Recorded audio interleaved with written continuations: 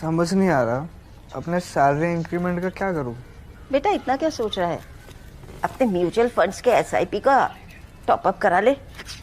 This is the right time. क्या समझ में नहीं आया?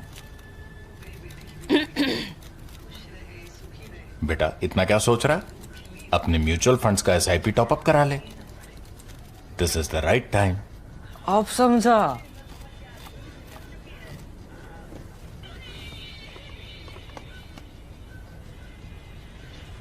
Mutual fund investments are subject to market risks. Read all scheme-related documents carefully.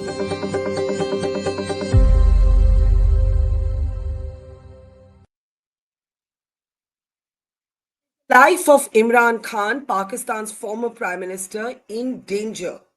Rumors of Imran Khan's death stormed Pakistan and social media after sections of Afghanistan's media reported that he had been killed in jail. Today, after the rumors acquired mass momentum, there has been a statement from the jail authorities saying Imran Khan is absolutely healthy. But his family and his supporters say they have not been allowed to meet the former prime minister, the ousted former prime minister of Pakistan, for days on end. And they do fear for his life. In fact, outside the prison where Imran Khan is housed, his sisters have been among the protesters, and those protesters are saying that the sisters too were assaulted by authorities. Even the leader of Khyber Pakhtunkhwa says he has not been allowed any access to Imran Khan. Meanwhile, Pakistan's Minister Khwaja Asif has said that Imran Khan is getting quote unquote 5-star treatment. Pakistan's GeoTV cited a list of luxuries that Imran Khan was allegedly entitled to, including, for some reason, they gave the example of a velvet mattress. More seriously, is Imran Khan safe? Should the world believe the statement issued by the jail authorities? Why has he not been given any access to his family and his political colleagues? What's actually going on inside Pakistan? I'm Barkha Dutt. You're with the Mojo Story. On the program today, for the last 24 hours, there have been hectic and furious rumors across social media. These were fueled after sections of Afghanistan's media claimed that Imran Khan, the former Prime Minister of Pakistan, the man who India still knows as the cricketing star turned politician, had been killed inside jail. For a full day, there was no official response from anyone at all in the Pakistan government. Today, both jail authorities and Pakistan's political establishment responded, rubbishing these rumors. Khwaja Asif went so far as to say that Imran Khan was being treated better than he would in a 5-star hotel. A long list of luxuries that Khan was in a way being provided were released on Pakistan's TV channels, including GeoTV, that reported that Khan even had a velvet mattress. Outside the prison, there have been sit-ins and all-night protests, including by Imran Khan's sisters, who have alleged that they have been assaulted by the authorities. Is Khan's life in danger? Would Pakistan's powerful army chief, now Field Marshal, actually make the mistake of allowing something to happen to Khan on his watch? Today, most people agree that Imran Khan is the single most popular civilian leader. But where is he exactly? Let's introduce our panel today, a panel of experts, including guests from Pakistan. Veteran diplomat Ambassador Sinha, Yash Sinha is with us. Welcome to the program, sir. Also joining me is Dr. Salman Ahmad. Many of us know him as a musician, but he has been one of the foremost voices of support, advocating for Imran Khan across the world. Good to see you, Salman. Also joining me is senior journalist Padma Rao Sundarji. Welcome back, Padma. And also joining me is Faisal Chodhary. Faisal Chodhary Saab is Imran Khan's lawyer. He's also a leader of the PTI, the party with which Imran Khan is, of course, associated and continues to lead. Let me start with you, Faisal Saab, if I may. A whole day of rumors, a whole day of mysteries went on before there was, in fact, a response. And that response has finally come to say Mr. Khan is safe, he's healthy. Khwaja Asif claims he's enjoying a life better than he would in a 5-star hotel. I would like to ask you, as his lawyer and his party colleague, are you satisfied with this response? Are you still fearful for his life and his security? See, previously his legal team was allowed on previous month, 27th of previous month. and later on the access has been denied to the family and the legal team.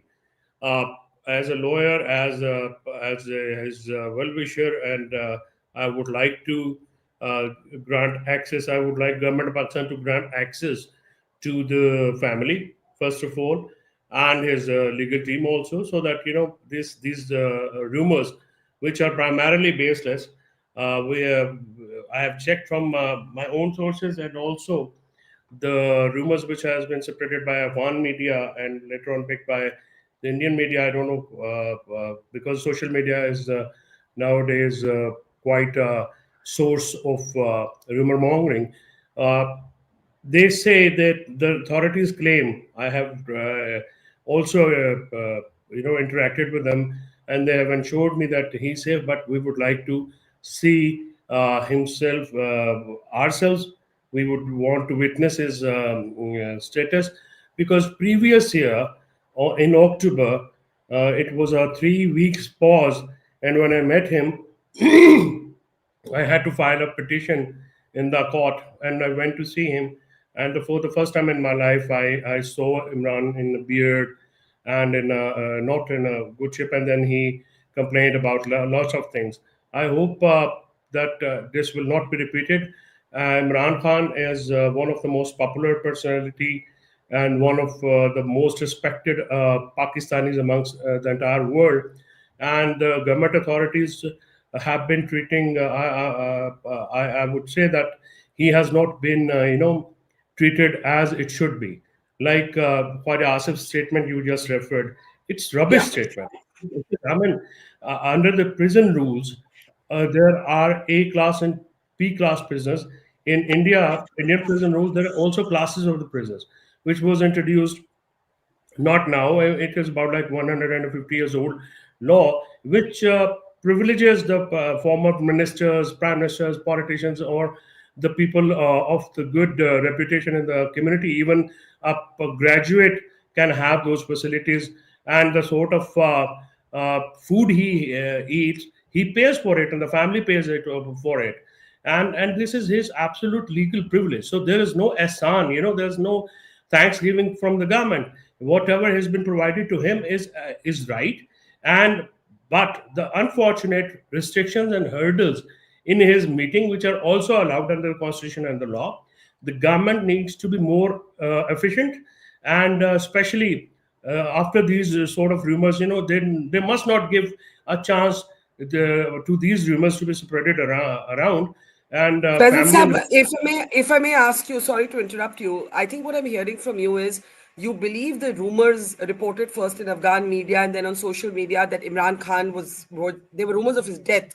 You believe those rumors to be false, but you're also saying that there has been no access for the family and even for his legal team to Imran Khan for how long now? If you could be specific, for how many days has nobody been able to see him? It's about like 1 month, 4 weeks now. Previously, 27th, on 27th, the family and the lawyers were allowed to meet, and thereafter, nobody was allowed to approach him.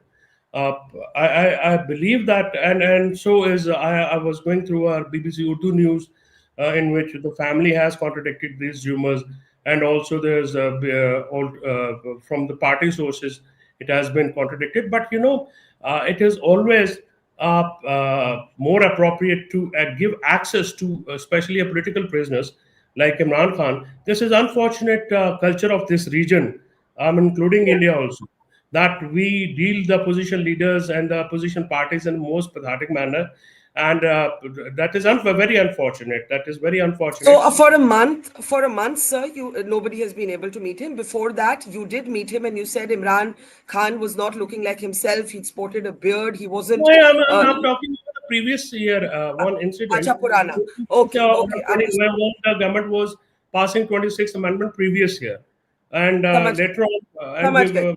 yeah, समझ no, गए. no, no. So the latest position, sorry I'm interrupting you, sir. Just want to bring in responses. The latest position we have from Imran Khan's lawyer is the following. Imran Khan's death rumors are only that, rumors. That is what the family and his legal team believe. However, for a month now, for 4 weeks, neither his family nor his lawyers have been allowed to meet him. This absence of access possibly has fueled some of these rumors, and the best way to debunk these rumors would be to allow both his family and his legal team to have normal, routine access to him. As far as Khwaja Asif's statements on so-called five-star treatment is concerned, Imran Khan's lawyer is saying he's paying for whatever he's getting. It's within the law, and it's not some ehsan, it's not some favor.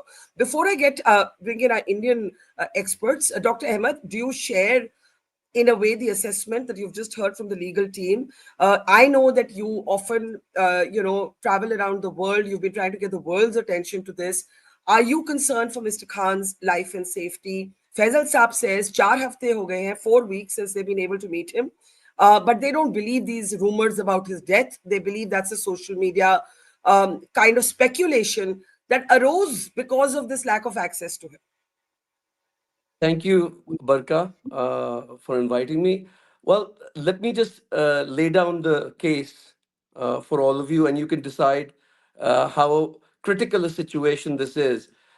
First of all, Suleiman and Qasim Khan, who are Imran Khan's sons, based in London, for the last several months, they have been running from pillar to post. They flew to the United States. They spoke with the Trump administration, basically saying that our father is denied his uh, guaranteed visits with his family, with his sons, and they have been disallowed. And the calls that they have got with him in the last 2 years, since August 5th, 2023, have been at 4 a.m. And for a few minutes, they can't even, and with the superintendent of jail and the uh, Pakistani establishment listening into the conversation. And one of his sons, Qasim, has very eloquently said, "Okay, this is not a political prisoner. This is a personal vendetta being enacted on Imran Khan, the most popular Pakistani ever to have lived, arguably, after Qaid-e-Azam Muhammad Ali Jinnah, and also by far the most popular political leader. Barka, this is a man, a political prisoner, who has been cut off from all media, Pakistani media, multiple channels. His face cannot be shown. His name cannot be taken on, state television, radio, and so forth. He also won the election, 8th February election, by a landslide. His independent candidates won by a landslide, despite the Pakistani military establishment's attempts at muzzling him.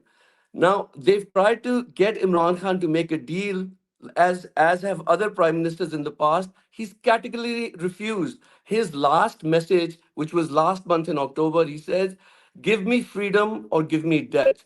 So, in this context, let me just place that his sister, I speak to his family daily. The latest message that is that there's no news. No news at all. We are waiting. So, in this case of a high profile political prisoner, internationally known, you doing a whole program on him, what we demand in the international community is proof of life. And proof of life, for those people who don't know, let me just read out what that means. That means a credible proof of life for Imran Khan should include a high standard, multi-layered proof of life will be a live unscripted video call between Imran Khan and his immediate family, senior lawyers, in which they can ask spontaneous, personal, time-specific questions, for example, about the day's events, health symptoms, or private family matters known only to them. Barka, you know that his doctors he has not been able to see his doctors for, I think, the whole of 2025. His chief minister, Suhail Afridi, has tried 7 times to meet him, has been disallowed. So I don't know what kind of fantasy Khwaja Asif is weaving here. Imran Khan's life is in jail, is in direct threat. He is the only threat to this 27th Amendment, which is being pushed through, bulldozed through, which gives lifetime immunity to the field marshal and all of the puppets that he has. So Point is that Imran Khan being taken away out at this time, it raises a huge alarm. Uh, the jail superintendent, this guy called Anjum, is a torturer. This is information coming from Imran Khan's own family. He's a torturer. Imran Khan, just imagine this. In a 8 by 10 cell, a 73-year-old man since August 5th, 2023, who doesn't have access to his children, doesn't have access to his sisters, doesn't have access to his doctors, is sitting there in total isolation. Even Nelson Mandela at Robben Island didn't have to go through with this. So you do believe, Dr. Salman Ahmad, that Imran Khan's life is in danger, and you say that if Imran Khan is well and healthy, give proof of life. Yes? Well, if they've got nothing to hide, why? If Imran Khan is in five-star accommodation, why is he being isolated? Why are they so afraid of Imran Khan that they can't show his face on television? They can't show. They can't even let a tweet out of him. Or his sisters. This is again. We are not asking for any undue, relinquishing of jail manual. This is exactly what the jail manual says and international law says. And by the way, Barkha, the United Nations has categorically said that Imran Khan is a political prisoner. He's being held under arbitrary detention by the military establishment of Pakistan. There is all the cases on him are bogus cases. All Yeah. the cases. And he said, Yeah. I will not make a deal because I've done nothing wrong. Okay, I think we've heard, two important Pakistani perspectives. And they're not dissimilar. I think Dr. Ahmad believes that his life may well be in danger. Faisal Chaudhary confirms that there has been zero access to Imran Khan, zero sign of visible life for his family and his lawyers for a month. This much we know factually. Ambassador Sinha, this is a fault line, a grave and new fault line in Pakistan, where an all-powerful army chief, field marshal now, the 27th amendment in Pakistan led to two judges of Pakistan's Supreme Court quitting in protest. Imran Khan's supporters say he's the last man standing between this complete power to Asim Munir and some balance. But his supporters don't, well, his lawyer believes that the rumors of his death are false. Salman Ahmad says, give proof of life. Give proof of life. His sons deserve it. His family deserve it. The world needs to see. How do you, with all your experience, look at this situation? Barkha, thank you for having me on your show. I've got a feeling of deja vu. I mean, we all know that in Pakistan, the army plays a huge role. Now, you've had, I remember the conflict between the judiciary and our military is nothing new, or for that matter, the civilian elected government. But for Imran Khan, it's really unfortunate that he is incarcerated the way he is. I met him first when he had even formed Tehreek-e-Insaf, and I was posted in Islamabad. And then I met him many years later in Dubai when he was raising money for the Shaukat Khanum hospital. I'm a great fan of Imran Khan as a cricketer, not necessarily a great fan of him as a politician. But the fact of the matter is that he is by far the most popular political leader in Pakistan. There is very little doubt about it. There's also very little doubt that on the 8th of February 2024, the election was stolen from him and from the Tehreek-e-Insaf. But then again, when I say deja vu, we've seen managed elections held in Pakistan. I was there in 1997 when the current Prime Minister's brother became the Prime Minister, or when he was toppled and then the late Mohtarma Benazir Bhutto became Prime Minister. So I've seen it. That's why I see a feeling of deja vu. Unfortunately, this time it's gone a bit further than what it went in the past. Our opposition leaders are also arrested sometimes, not just opposition leaders, but political leaders, but they are treated differently. I remember for my own state, we had a very prominent politician who had been in jail been convicted for many years, but he was out either on bail or on parole, and the due course of law was followed. And right even now, cases that are being heard by the court, and then the court decides. Here, unfortunately, you have something which is the most bizarre. The Supreme Court of Pakistan, you had some very eminent judges and some not so very eminent judges. But now you have a constitutional court sitting on top of it. I mean, this amendment, and normally I would not speak about the internal matters of another country, but this is so bizarre that I'm constrained to point out that this is that Pakistan is not a democracy. I mean, it's a sham, because you cannot have a situation where you have a puppet regime controlled by, I would call him a self-appointed field marshal, but you have a situation where the world is looking on, and someone's favorite field marshal is doing whatever he pleases. So this is the thing. In this day and age, you cannot have something like this. And I feel that a popular leader like Imran Khan should be allowed to be given a fair trial, and so that he's out. I mean, he should be out on bail. I mean, accepting gifts of we call it tosh khana or whatever, and supposedly misusing them. I find that really bizarre. I mean, he shouldn't. I know there are many other cases against him, but the fact is that he should be allowed to fight that battle legally, and he should be, as the most popular leader in Pakistan, he should be out on bail or whatever else that the Pakistan law permits. But the way he is being treated right now is unacceptable by any standards. Yeah, and it's interesting, Padma, that Ambassador Sinha made a reference. He said someone's favorite field marshal. Of course, Trump said that in a different context when the Gaza peace accord was being signed. I think people like Salman, Ahmad, the PTI's other supporters, they've been trying to get the world to pay attention. But what has actually happened is that the present Pakistan government has managed to ingratiate itself with the Trump administration, and therefore it has been tough for the PTI to get the Americans in particular to pay attention to this. Imran Khan's sons live in London, his children from Jemima Goldsmith, and they have been trying to get global media attention. But now we are being told that Pakistani officials listen in on their calls. And both our Pakistani guests are confirming that for 1 month, there is zero public. Someone who's gone in, met him, can come out and say, we met him or spoke to him. How do you see it? Okay. Good evening. Thanks for having me on your show, Barkha.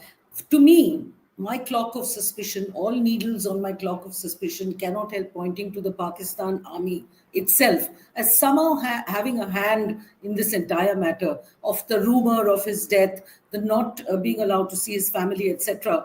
And perhaps this alleged torture was an intention to kill. When news of it leaked out, news leaks out. We don't have such an impenetrable society, neither in Pakistan nor in India. And then that was escalated as the news that he was killed on the social media. What I see is a form of psy-ops underway. Let's remember that it was initially the Pakistan army that had supported and encouraged Imran Khan's rise to power in 2018. Later, he began to criticize the army, and that's when he began to fall from grace with the Pakistan army. He still blames the Pakistan army for not stopping that no confidence motion way back then that removed him from power. Now, a position like this from any civilian government in Pakistan, as Yash was saying, is simply unheard of. To oppose and confront the Pakistan army, that's unheard of. And when it comes then from a party leader who is so immensely popular, as our Pakistani guests have also said, and especially with this enormous support base amongst Generation X, Generation Z, who are just baying for inherent change in their country, I think that's enough to rattle the ISI and the Pakistan army. Now, coming to your point, Barkha, Imran Khan enjoys massive support, not only in Punjab, but also in Khyber Pakhtunkhwa, which has seen Pakistan's own army launch attack after attack on its own people in an attempt to, eliminate the Tehrik-e-Taliban and other anti-Pakistan elements who are supposed to be sheltering there. And now this master-slave relationship, which, Imran Khan once said he doesn't want Pakistan to have a master-slave relationship with the United States, but in a relationship of equality. But this master-slave relationship has now returned, with the US, and this has been resurrected. And I think the US has its sights very firmly set on returning to Afghanistan, as we've discussed plenty plenty of times on this forum, or at least to the Bagram airbase, and it needs Pakistan's support and backing to be able to do that. So I think there is something afoot, there's something astir. The Pakistan army is weighing its options on Imran, about Imran, for whose release tens of thousands of people have been protesting for months, including in KPK. So I think, last word, and then I won't say anything else, perhaps the army plans to use him as a kind of a bargaining chip or a tool with the KPK leadership and with many of his other supporters. Whatever it may be, there's definitely something afoot. Barkha. I wanted to say, since you mentioned Afghanistan, Padma, we should also mention that there was an attack, a shooting, assault in Washington, and it was linked back to someone from Afghanistan, and Trump called Afghanistan, quote unquote, a hellhole. I'm just joining dots here that there is a certain volatility brewing and we don't know what's going to happen next. So I was just responding to that point of yours. But I want Faisal Chodhary to come in on this question about the Padma and Ambassador Sinha believing that is there an attempt to use Imran Khan as some sort of point of negotiating a point, and while this is deja vu, it's not the first time. Has something happened here which makes the last 4 weeks different? I'd like to ask you that, Faisal Saab. What reason have you been given, or his family have been given, for no access in the last month?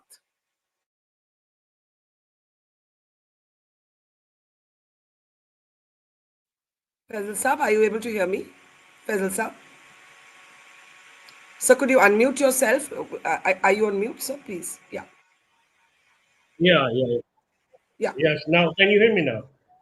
Yes. Sir, see, I was expecting the Indian friends to be constrained only to the Imran Khan's issue, but since they have sort of jumped onto the international affairs between Pakistan, America, and Afghanistan, you see, there are certainly, we are concerned more with Imran Khan's perspective and political perspective. The rest is inside Pakistan, and I would not like to comment, would not like to hear anything coming from across the border, which we believe that behind Afghanistan, India is harboring the terror. In Bangladesh, they're harboring ex-prime minister who has been sentenced for the death. So if we want to go to that level, I can continue. No, we are not. Faisal Saab, let's not do an India. Allow me to because before allow me to respond. So the issue is before we come to that Bangladesh and Imran Afghanistan, we will talk about will Pahalgam. So we will get nowhere with that. Let's talk about Imran Khan. So Pahalgam is a false flag operation. Everybody knows I'm sorry, that. And frankly, I'm sorry. Indian media lost credibility in Pahalgam. I'm sorry to you don't want to hear it. That's a truth. That's a reality. That will have to be my red line. Faisal Chaudhary, that would have to be my red line. I'm saying it politely, Mr. Chaudhary. 1 minute, sir. Sir, let me speak. Let me speak. Let me speak, sir. Let me speak, sir. 1 minute. Let me speak, sir. Let me speak, sir. Let me speak. Let me speak, sir. No, I'm sorry. Let me. I'm so sorry. I'll have to interrupt you there. I'm so sorry. I can't allow this. The point is, actually, neither of our Indian. Let me speak, Mr. Chaudhary. I'll allow you to respond. Neither Padma Rao nor Ambassador Sinha actually made a comment about Pakistan's patronage of terrorism in India. We didn't even go there. We spoke simply about the 27th amendment, which the PTI is protesting, which 2 of Pakistan's Supreme Court judges have resigned over. We are not having a conversation right now about India's concerns about terrorism. You are mentioning Bangladesh and Afghanistan. I would much, if I wanted to talk about terrorism, I'd talk about Pahalgam. I would talk about what's happening in Kashmir. I would talk about 2611 Mumbai, where I am right now, where dossier after dossier has been supplied to Pakistan and no action has been taken. I would talk about Hafiz Saeed. I would talk about Masood Azhar. I am not talking about all of these, and neither are my esteemed guests. I urge you that we stick to the topic, which is what is happening to Imran Khan, before this descends into a kind of argument between you and me that I'm sure we don't want to have. So can we please focus on this topic? We're here to talk about, is Imran Khan alive? Is he dead? Is he being allowed access by the Pakistan jail? Let's stick to that, because we will agree on nothing else. We will simply agree on nothing else, and I don't want to descend into that level of discourse, right? Can we please stick to the topic? I will not allow this program to be used to say Pahalgam was anything but a terror attack. I'm sorry, that's my red line. We have not spoken about the Pakistan deep state and what it's doing in India. I urge you to not get into the kind of comments you're making, with respect. Now, I want to come back to the topic. Padma, let's come on the topic. Padma, and then Faisal Saab can respond, and then Salman Saab. Yes. Yeah, very quickly. Very quickly. Yes, I also want to show Faisal Saab that what we're here to discuss is basically what is happening to Imran Khan. And that is, of course, a domestic matter that is happening within Pakistan. So, I think it's a bit unfair to say that we shouldn't comment on anything that's happening within Pakistan, because this is a subject that we're here to discuss, and it is happening within Pakistan. That's all I wanted to say. And I agree with you. We haven't even gone down other roads or other lanes. And that's not the cause for this. For the purpose of a productive conversation, we talk about the Imran Khan case. Imran Khan. And we accept and we agree that we'll agree on nothing else. So let's talk about the Imran Khan case. Let's politely park it there, Faisal Saab. और किसी चीज पे हमारी जो क्या कहते हैं सहमति नहीं बनेगी. Okay, so can I ask you the specific question? Sure. All right. My specific question is, what reason have you been given for lack of access? It was a question related to the Imran Khan case. What reason have you been given to have had no access to it? See, politely responding to your question, Barkha, we have not been given any plausible and cogent reason for that. In spite of having court orders, the access has not been granted. So this is something which is worrisome. Definitely, we would want, the court orders to be implemented, and the court, our legal team has been trying to approach the court, but unfortunately, the court is also not responding to that request. Imran Khan's Padma asked one question, and you reiterated that whether Imran Khan can be used as a bargaining chip.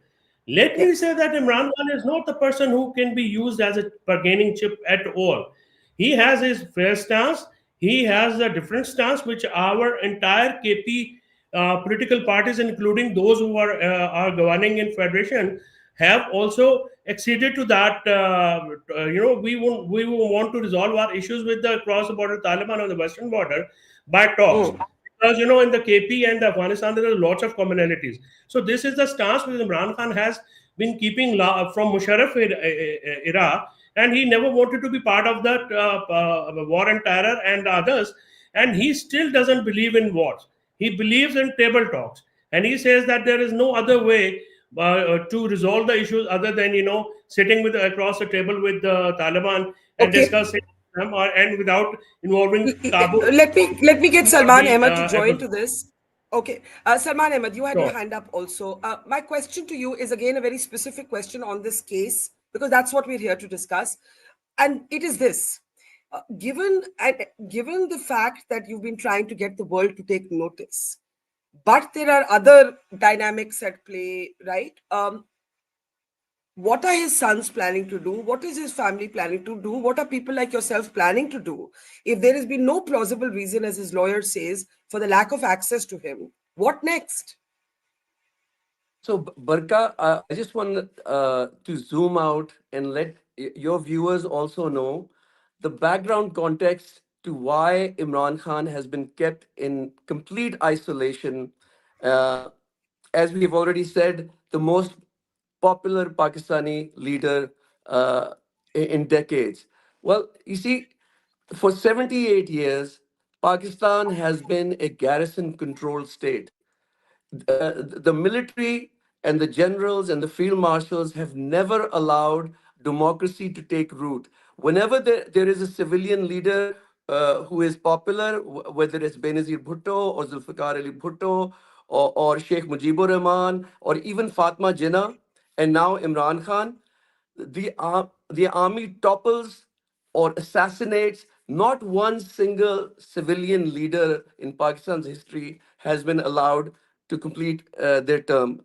And Imran Khan was toppled because the army perceived him as a threat.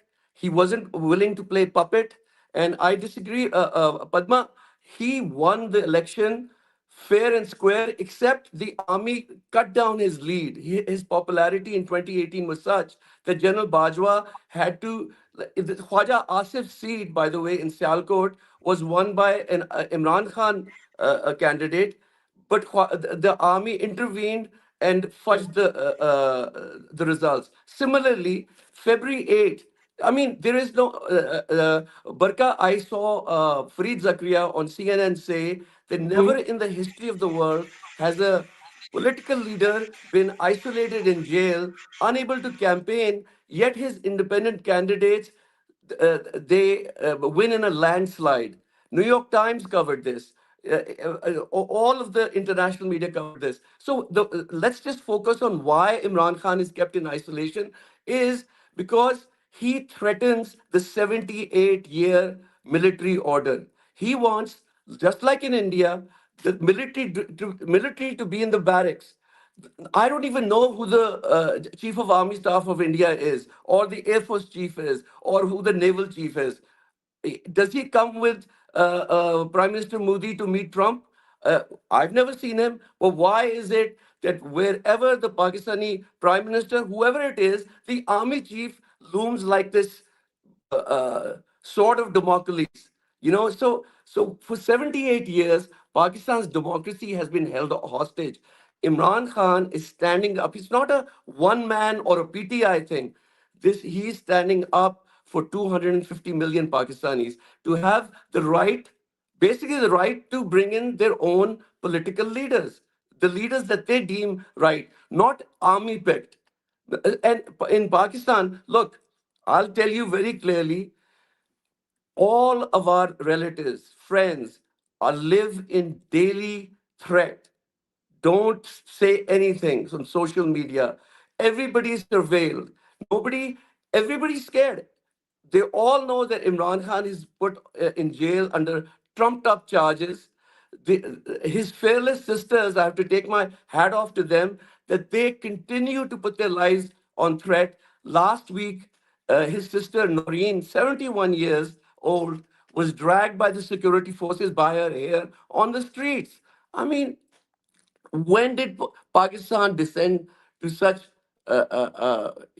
diabolic tactics that the family of Imran Khan's, is under threat? His children, both Salman and Qasim, wanted to visit their dad in Pakistan. One of the Pakistan political puppets said, if you come here, you'll be eliminated. So there is great fear right now. I mean, I understand others might be trying to tone it down, but we and his family, we want to see proof of life. Yeah, I think it's very passionately and bravely said, Salman Ahmad. I hope you stay safe after making the very blunt comments that you have. Ambassador Sinha, I'm going to give you the closing word. Yes, this is Pakistan's internal business, but here is how it impacts the world. As Salman Ahmad, and in particular, I would say our interests, but I agree with Faisal Chaudhary that we are never going to agree on those issues. So I will keep them to a side right now and focus on this. It shows the Pakistani military's institutional hold over Pakistan. And who was it who said, I remember when Osama bin Laden was taken out, Yusuf Gilani stood up in Pakistan's parliament and he said, the ISI is a state within a state. And I think somebody this week said, they're no longer a state within a state, they are the state. They are the state. They're not a state within a state. Last word to you, Master Sinha. I completely agree with you, Salman. I think he makes music as freely as he expresses his views, and both of which I completely, sort of music I like and his views I completely agree with. Chaudhary Saab, I could engage with you, but I won't because the anchor is very clear. I've dealt with delegations from Adiala Jail after 26/11, the Rawalpindi prosecution team, etc. But that's all now beside the point. The anchor is simply saying, I won't allow it, and I know I'll never agree with Faisal, so let's move on. So I won't allow what he said about Pahalgam. Yeah, so I don't want to get into Sindoor and the failed field marshal, whatever, but what I'm trying to say right now is that Salman is absolutely right. I was there during the 97 elections. I know how the votes of one party was pumped up. I saw the 93 elections where the votes of one party was brought down. In Pakistan, the elections are managed by the army. They are rarely free and fair. And we have seen it. And I have dealt with Pakistan for umpteen number of years, so I know. I mean, almost 10 years, or about 37 years, I've dealt with Pakistan, including served in Islamabad for 3 years. I have many Pakistani friends, and most of them agree with me. But anyway, that's not the point is that you have the most popular leader in jail. And I take Mr. Chodhary's word that he is being treated very poorly. And the rumors of his passing are extremely unfortunate, and whoever is responsible, that's not the point. The point is that he should be out on the, out as a free man and allowed to defend his case properly in court. And that court has to be a free court. In Pakistan, unfortunately, that again is a chimera, because you do not, the rule of law is disintegrating. And as you see the 27th Amendment, when it's implemented, you will see what will happen to the highest court of the land. So I think what is unfortunate is that the most popular leader, but I include the failed marshal, if the poll was taken today, Imran Khan would be the most popular leader of Pakistan right now. The fact that he's in jail is extremely unfortunate. The case against him looks rather trumped up, but I'm not the legal expert, so I leave Mr. Chodhary to argue that in case. But the fact is that the international community should not sit by and because I'm reminded of what happened to Zulfikar Ali Bhutto when the dictator Zia was in power. So I think, the international community must understand that Pakistan is not really a democracy. It's a sham democracy. Okay, I do have to close, Padma. 30 seconds, Padma? 30 seconds? Quickly. Yeah. Very, very quickly. I just wanted to make 2 points. Two points. Please. Okay, the case against Imran Khan is motivated, is what Faisal Chodhary said? Absolutely. Yes. Okay. Absolutely. Padma, yeah. 2 points. One to Faisal. I said at that time, Faisal, and I'm repeating, that the Pakistan army may be machinating and trying to use Imran Khan as a bargaining chip. I did not say that Imran Khan will succumb to that, or his supporters will succumb to it in order to get him out of jail. The other point to Salman, and that is precisely everything that you said, Salman, I agree with. And that was precisely what I was saying all the while, that the Pakistan army, I see as behind all these machinations as to what to do with Imran, simply because he is such a tall leader who has such a huge support base that, he has now grown into a problem for the Pakistan army. That's precisely what I said. Thank you. Well, I think that's a note we can all agree on, with all our other disagreements with voices across the border. At the moment, the discussion is on Imran Khan, what happens to him. We have his lawyer saying to us that he believes that the rumors of his death as reported on social media or in Afghanistan media are false, but at the same time confirming that no one has seen him or spoken to him for 4 weeks. We have Dr. Salman Ahmad, who's very close to the family, saying they want proof of life. And I think as voices grow demanding this proof of life, you will see a new fault line emerging, perhaps on the streets of Pakistan. It's a story we'll follow closely. We thank Dr. Salman Ahmad, Faisal Chodhary, Ambassador Sinha, and Padma Rao Sundarji, as always, for their perspectives. And to our audience, thank you, and see you tomorrow. It's great to see you here. Thank you for watching our work. If you haven't subscribed yet, don't forget to click the bell icon and subscribe to Watch Her Story and support independent, robust journalism.